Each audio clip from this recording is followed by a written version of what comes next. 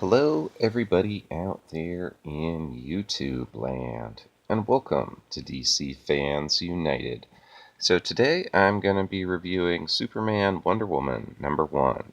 So this was from the New 52. I think the New 52 has got a bad rap, and there was a lot of good comics that came out then. It wasn't all great, but some of it was pretty good too. So this issue is kind of interesting. It's got, as you can see, pretty nice cover, and the back part is also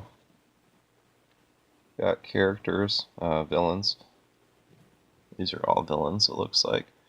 Darkseid, Brainiac, Bizarro, Feora, that must be Zod, probably Luthor, so pretty cool. So the cover is by Tony Daniel, who also did the penciling throughout the issue, which is very nice. I'm a big fan of Tony Daniel's art.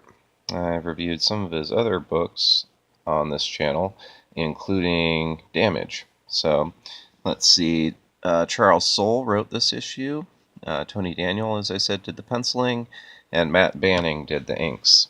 Matt Banning's pretty cool. I actually followed him on Facebook for quite a while since he was on there, and I've been using Facebook a lot longer than Twitter. So it also has this fold-out cover, which I think is really nice. There's Circe and others. So these look like mostly, if not all, yeah, they look like villains as well. Mostly Wonder Woman villains. Oh, I get it. So it's Wonder Woman villains on the fold-out poster, and then on the back it's got Superman villains. So that's really clever. I didn't even notice that before. So it starts off, as you can see, the art's really amazing. It's a Tony Daniel penciling. There's a lot of big, splash pages like this throughout, and I think he's kind of known for that. So we start off right with the title characters, Superman and Wonder Woman, and he just asks if she's ready, and she says she is. And really the main takeaway from this is the art is really tremendous throughout, and the coloring's really good too. So we have, let's see who did the colors. Matt Banning on inks, and Tamu More did the colors. So that's pretty nice. So I really liked how this started off too. They're doing superhero stuff. There's a storm out there, and the Justice League wanted Superman to investigate.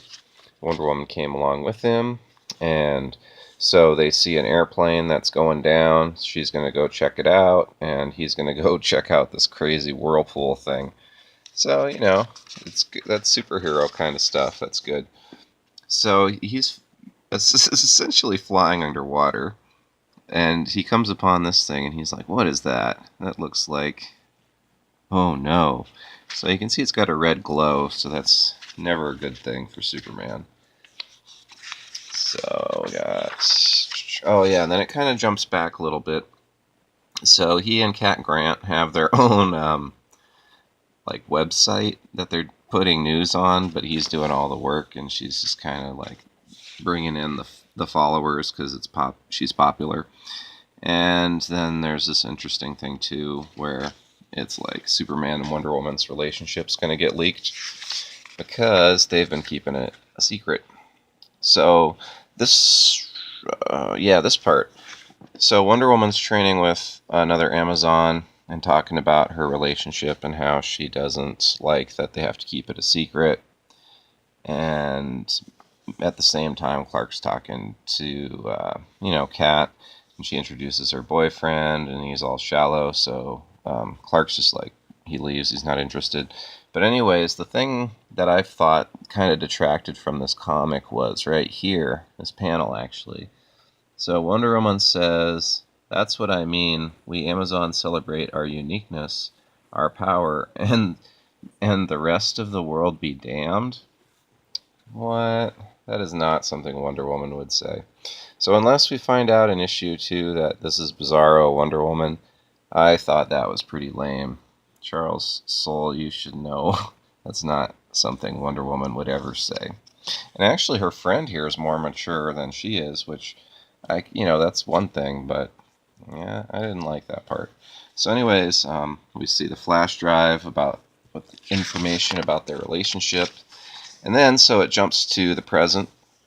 Wonder Woman saving the jet that's coming down. Now that I love. It's like Superman Returns. I don't like that movie, but I do like the part where Superman saves an airplane that's crashing. Like, that's classic comic book, going back to the very beginning. That's good stuff.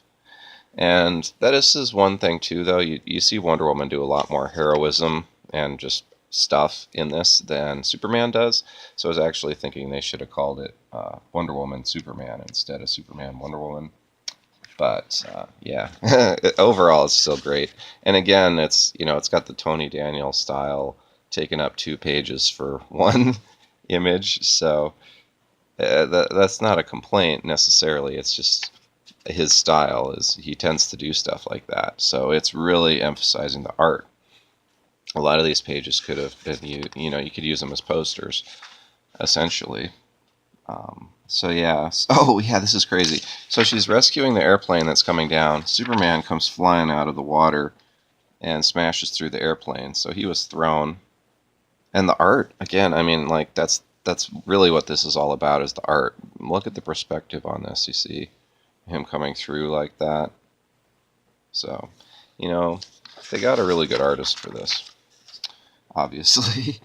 So, yeah, the plane's going down now. She tears off the parts and gets inside, grabs the pilots, and flies out. Looks amazing. So, this is the one part where they throw Superman a bone. She's like, "You're better at flying than I am. Can you take these guys back to safety?" It's more or less what she says. So he even shows a streak where he's just like, takes off. So she can fly, but not as fast. And then she gets hit. So something hits her. There's a big explosion. Let's see, there's a whole page of her being hit. I don't know. So pretty interesting, pretty cool, I guess. So she gets hit and goes down. We don't know why yet. And then it shows a scene from earlier.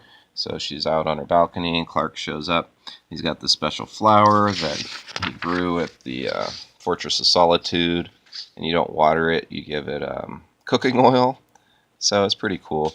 And then, again, this is where Wonder Woman was being kind of weird now. I don't know.